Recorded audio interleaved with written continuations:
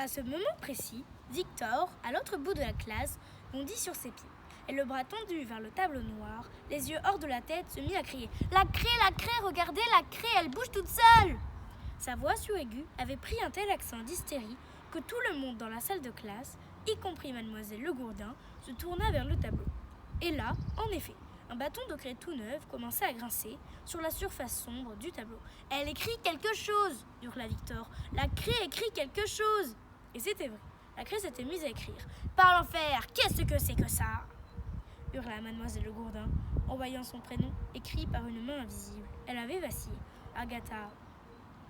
Laissant retomber Guillaume sur le sol, elle cria dans le vide. « Qui fait ça? Qui écrit ça ?» La craie continua à tracer des mots.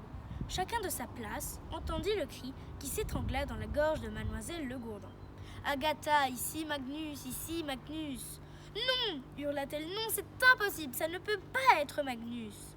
Du fond de la classe, mademoiselle Candy lança un bref coup d'œil à Mathilda.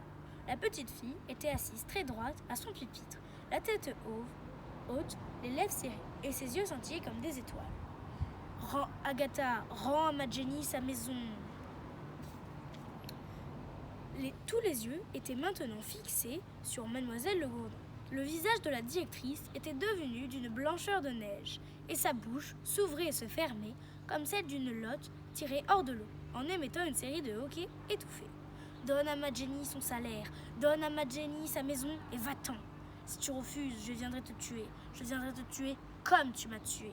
J'ai l'œil sur toi, Agatha. » La craie cessa d'écrire, resta un instant suspendue en l'air, puis tomba soudain sur le sol, où elle se brisa en deux. Guillaume, qui tant bien que mal avait regagné sa place, se mit à glapir. « Mademoiselle Le Gourdin est tombée! Mademoiselle Le Gourdin est par terre !»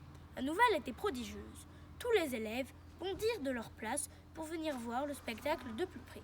En effet, l'immense carcasse de la directrice gisait là, étalée sur le dos, sans connaissance.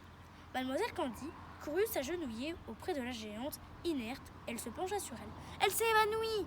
s'écria-t-elle. « Elle s'est trouvée mal. Vite, allez chercher l'infirmière !»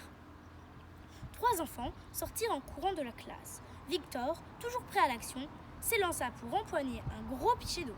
« Mon père dit que l'eau froide, c'est ce qu'il y a de mieux pour réveiller quelqu'un qui s'évanouit, » déclara-t-il. Sur quoi il bascula le récipient et en versa tout le contenu sur la tête de mademoiselle Le Gourdin. Personne, même pas mademoiselle Candy, n'y mit la moindre protestation.